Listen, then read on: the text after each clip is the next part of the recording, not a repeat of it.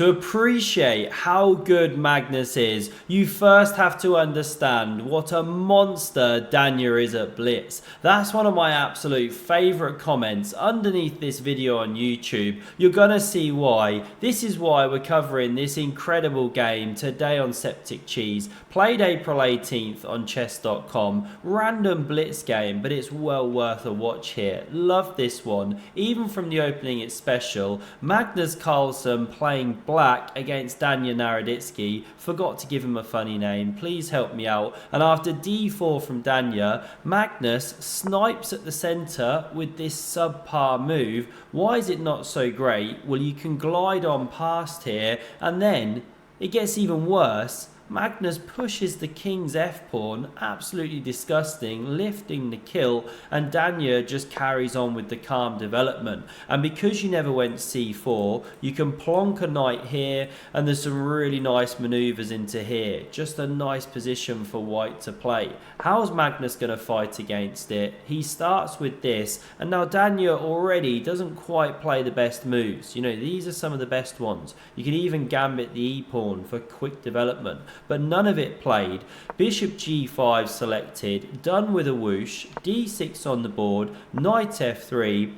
And now I love this from Magnus. He builds a kind of Leningrad Dutch position, although apparently called the Mujana formation in the old Benoni defence. Got the parallel pawn structure going on, and taking on f6 is actually a good move. Shatter this structure here.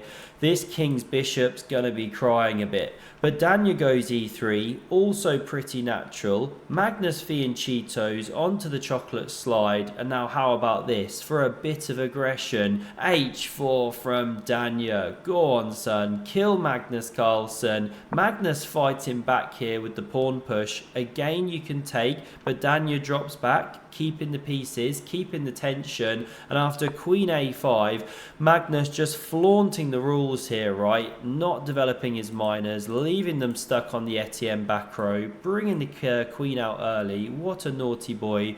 Dannya fights back with knight d2, and he's headed for that outpost. Knight bd7 on the board, and this knight becomes a seahorse. Will Magnus Botez gambit? No, he doesn't. He's one of the world's top general managers. He spots the attack. h5 now played. Why is Dannya inducing this pawn push here, giving black the space? Well, we're going to see why. Absolutely classic attacking spirit from him. Bang! Absolutely brilliant. Where did that come from? Pawn recaptures, he crashes through with this check, and after the king sidesteps, Dannya gets a third pawn for the piece. This is why I wanted to look at this game. Came up on my YouTube feed, and it's just a classic. Mushrooms. Really fun one. So Magnus centralizes his pony, opens that bishop, hitting the knight. You can retreat here, keep some tension, but instead he chops this one off. Also a natural move, picking up the bishop pair, taking away this deadly sniper, and he carries on with queen to d2. Preparing, of course, castles queenside, but Magnus interrupts with all his matter of truth, and it's a nasty, tricky little move, because you want to play f3, of course, blunt the bishop, castle the king. But if you do so, you're in trouble. You can see the Stockness Monsters absolutely pooped its pants, because you can take here, pawn recaptures, and you've no time to get out the forking way. You're losing the queen. Not ideal. So we run back to bishop g4. No back cave analysis mode today, I'm afraid. I'm in a different board view here. It's an old game. So we see bishop e2 played by Dannya, intercepting. Magnus now takes. You could go with the king, but it's a bit ugly. You're going to be stuck in the center for a while, having bomb clouded. So queen takes was played, and it does shed a pawn. You can actually take that one. Looks a bit scary because you're not running into a pin, but actually there's no problem because you can take here, hit the white queen. So you could legit win that pawn, but Magnus didn't do it. He instead goes for the crazy move, b5, but it comes from a really instructive place. You know, Danya's got some extra pawns here. Magnus is trying to now give back material, but wrestle back the initiative. This is what the top guys do. They want to be the ones pressing, attacking. He now goes queen b6. Of course he's offering a queen trade here. Loves to grind like a grandma in the end game. That's his jam. Danya doesn't go for it straight away. He gives the 0-0-0 on the board here, gets the king out of dodge, and now after rook ab8, Magnus insisting we see it played, repairing the pawn structure. a4 now the best move to clamp on that light square, go for the grip. Black's got the dark squares, different game, but missed. Danya starts with f3, second best move to be fair to him.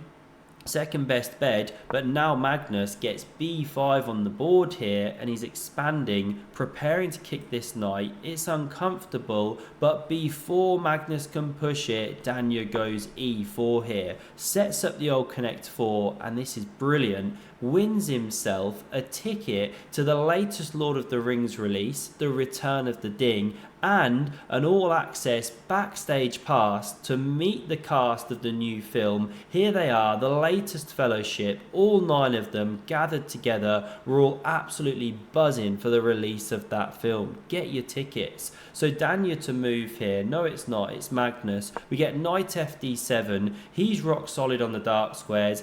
Knight e2 rotating, anticipating this, and after rook a8, king b1 covers, always play it, keep our overlord and protector Hans Feingold happy. We see rook a6, preparing to stack those 2 towers a la Tolkien, crash through here. Of course, if a3, b4 comes, not ideal. So Danya goes f4, nice fight back move, forking these 2 of course, whoops. So Magnus takes, now we see the knight recapture, it's headed for that dominant e6 square, and Magnus Carlsen blunders here. He plays the move of rook a8, or rook h to a8 as I should say, but the problem is, now Danya can check, go to fork Vegas on this c7 square, and Magnus is losing an exchange. Now he does nab a pawn for it. We see taking rookie in the corner. This one recaptures, very nice, but it's not ideal because rook hf1, white's got 3 pawns now and a rook for this. It's roughly level or slightly better for white, but anyone's game really, really tricky. Now we see rook g8 from Magnus hitting the unprotected pawn, and Danya does not protect it here, but should be known that rumour has it at this point Vladimir Kramnik tries to eat his leg.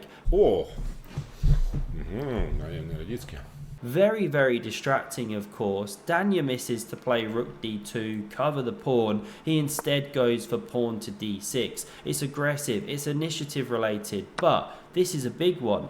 Yes, you get rook f5, Danya puffing back his chest, and after Magnus goes rook g5, he really shouts, "Do you even rook lift, bro?" after doing a double one, but it's just not great chess because Magnus is taking, shattering the structure here, and before Danya can even push his p on the queen side, he takes that space. Rook d1, Danya flapping now, king g7, marching round after the check, and it's snapping off these flies here. They're dropping off the board, the pawns themselves. b3 is played, and this is the moment where Magnus shows his class. This is why he practices. This is what he visualizes when he's on his training camps in Norway. Moments like this, incredible pony play. Keep your eye on those ones. The rook now comes up the board. This one centralizes, and it's just perfection. Dropping these pawns off the board. About a minute on the clock ahead of Danya. Look at that for a tour de horse as it centralizes here. Rook e7, it's just incredible horseplay. That rook still flapping around. Danya doesn't know what to do. He's getting absolutely paralyzed, kicked all over the place. Now the h-pawn drops as well, and it's terminal. Danya, he's moribund, thrashing, brings this rook around in just a moment, and now Magnus shows another touch of class, gives the pawn by centralizing that steed. Now it hits the e3 square with check. The king goes, the c pawn drops with a gobble gobble. Magnus is a hungry boy, takes a lot out of you being one of the world's best guild masters. And now after rook h5, this knight re-centralizes. Absolute picture of harmony. What to do? You're playing the endgame goat. Few of his fans start bleating as the c pawn starts running. One final move of the rook, c3, and that forced resignation from Danya. The butt flaps fully fallen out of the evaluation bar here. Magnus takes it home in a classic blitz game. Hope you enjoyed. Happy Thanksgiving to those of you in America as well. We don't really celebrate it here, but I know it's a big thing there. Hope you're enjoying.